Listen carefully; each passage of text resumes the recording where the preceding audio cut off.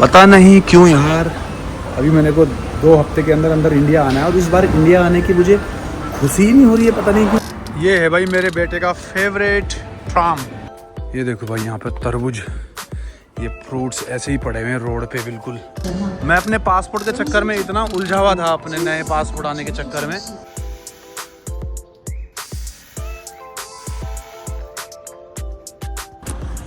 बूढ़े लोग यहाँ पर सारे ताश खेलते हैं, चाहे वो औरत हो या आदमी हो।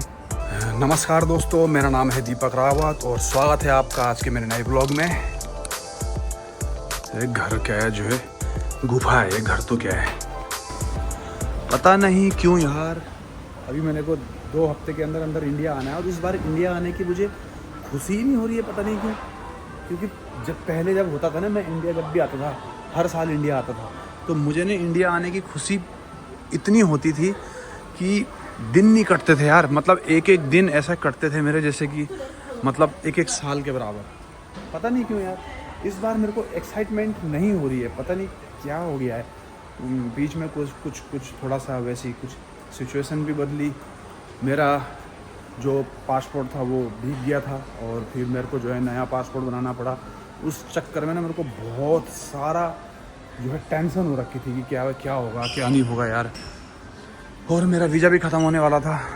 मैं अपने पासपोर्ट के चक्कर में इतना उलझा हुआ था, अपने नए पासपोर्ट आने के चक्कर में, कि भाई मतलब पूरा 40-50 दिन लग गए मेरे नया पासपोर्ट आना, फिर उसमें वीज़ा वगैरह लगाना, सब कुछ।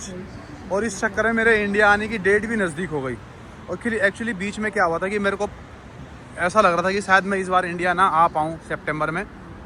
तो अचानक से फिर पासपोर्ट आ गया और सब कुछ फटाफट हो भी गया, वीज़ा वगैरह। तो जो है अब मैं इंडिया आ रहा हूँ, लेकिन सब कुछ अचानक से हुआ, इसलिए मेरे को ना एक्साइटमेंट सी नहीं हो रही है इंडिया आने की यार, पता नहीं क्यों। ओके, फ़िलहाल मैं घर जा रहा हूँ। 3 क्लासेस मैंने कर ली हैं और अब मेरी 1 क्लास और है लास्ट। अभी घर जा रहा हूँ, खाना वाना खाता हूँ, फिर आता हूँ। और फ़िलहाल मौसम बहुत ज़बरदस्त हो रखा है भाई इस सिटी में। गर्मियाँ यहाँ पर ऑफिशियली ख़त्म हो चुकी हैं, अब गर्मियाँ बिल्कुल भी नहीं है यहाँ। और बहुत जल्द 2-4 दिन के अंदर जो है सर्दियाँ शुरू हो जाएंगी भाई। ये देख लो आप, बस स्टेशन पे कितने सारे लोग खड़े हैं। ये है भाई मेरे बेटे का फेवरेट ट्राम। इसका उसने नाम भी रखा हुआ है डुग्गू द ट्राम। मेरे बेटे का फेवरेट है। मतलब मेरी वाइफ और मेरे बेटा जो है ना, वो मैं तो क्लास आ जाता हूँ तो उनके पास कुछ होता है नहीं करने को, तो भाई वो इस ट्राम के एक लास्ट स्टेशन से दूसरे लास्ट स्टेशन तक जो है बस घूमते रहते हैं।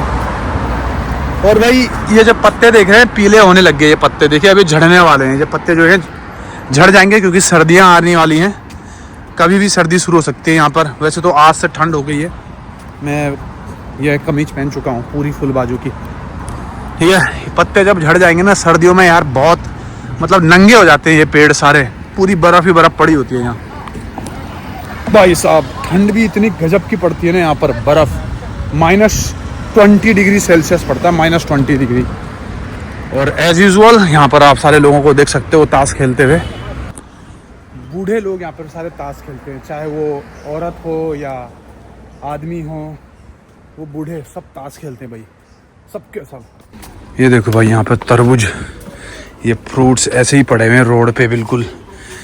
कोई देखने वाला नहीं है इनको भाई, कोई भी उठा के ले जा ले, कोई पूछने वाला नहीं है। देखो केले, कोई भी ले जा ले। अगर ये इंडिया में ऐसे पड़े होते ना, मैं कसम से गारंटी के साथ कह सकता हूँ, कोई भी इन फ्रूट्स को उठा के और चल लेता भाई। दुकानदार यहाँ बैठी हुई अंदर, उसको मालूम ही नहीं है पीछे की सारा सामान उसने ऐसे ही रखा हुआ है खाली, सब कुछ। पर ईमानदारी है यहाँ के लोगों में यार, बहुत ज़्यादा ईमानदारी है। कोई भी नहीं छेड़ने वाला उन चीज़ों पर, पता ऐसे ही पड़ा हुआ है, पड़े रहे अंदर, इसकी कोई नहीं उठाएगा। ये देखो कैसे पड़ी हुई हैं सब्जियाँ बाहर, कोई पूछने वाला ही नहीं है। चलो भाई, अपने बेटे के लिए मैं हमेशा की तरह पूछता हूँ इस भाई को कि है वो मोमोज योमा खान देखो, इसको मैं हमेशा पूछता हूँ। वो पन्नी तोड़ेगा और मुझे देगा टोफू के।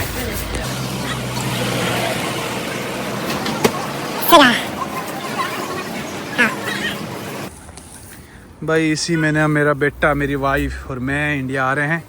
और ये मेरे बेटे का बिल्कुल फेवरेट है यार, ठीक है, इसके अंदर टोफू भरा होता है। और अब उसको चाइना आने का टाइम ना, अब मेरे को नहीं लगता कि जैसे आने वाले 4-5 साल के अंदर अंदर मेरा बेटा चाइना आ पाएगा, क्योंकि मेरी वाइफ प्रेग्नेंट हो गई। और प्रेगनेंसी के दौरान तो भाई अब मेरे को लगता नहीं कि मतलब मेरी वाइफ भी अब चाइना आ पाएगी जल्दी। लगभग 3 से 4 साल तो लगेंगे उनको अब चाइना आने में, क्योंकि जब तक बच्चा थोड़ा बड़ा ना हो जाए। अभी तो प्रेग्नेंट है, 1 महीने की प्रेग्नेंट हुई है, फिर 9 महीने बाद बच्चा पैदा होगा भाई, फिर 1 साल 2 साल 3 साल तक तो ट्रैवलिंग में चाहता नहीं हूँ कि वो यहाँ आए। ठीक है, जब बच्ची थोड़ी बड़ी हो जाएगी, मैं चाहता हूँ लड़की हो हमारी। लड़की जब हमारी बड़ी हो जाएगी 3 साल की, फिर जाके मैं उनको एक राउंड चाइना घुमाऊँगा, और फिर शायद तब तक मेरा भी रिटायरमेंट का टाइम हो जाएगा। वैसे यार अनएक्सपेक्टेड था मेरा ना, हमारा मतलब दूसरा बच्चा करना बहुत अनएक्सपेक्टेड था। और अनएक्सपेक्टेड हम बिल्कुल भी एक्सपेक्ट नहीं कर रहे थे कि हम दोबारा से माँ बाप बने। हमारा एक लड़का है 7 साल का, ऑलरेडी था। ठीक है, हो गई प्रेग्नेंट, एंड कोई बात नहीं, हम अब अपने नए बच्चे का वेलकम करेंगे बहुत अच्छे से, और उम्मीद करते हैं कि लड़की हो। ठीक है, नो प्रॉब्लम। कभी कभी अनएक्सपेक्टेड भी चीज़ें लाइफ में हो जाती हैं, तो उसके लिए भी तैयार रहना चाहिए भाई। चलो, अपनी गली में घुसता हुआ मैं, बिल्कुल गुफा में, चाइना के पुराने घर। भाई साहब, आजकल सबके सब अपने घरों को यहाँ रिन्यू कर रहे हैं मतलब। ठीक है, और ऐसे इलाकों में घर जो है ना बहुत सस्ते होते हैं, बहुत सस्ते। वो कार कैसे धो रहा देखो भाई, टेक्नोलॉजी या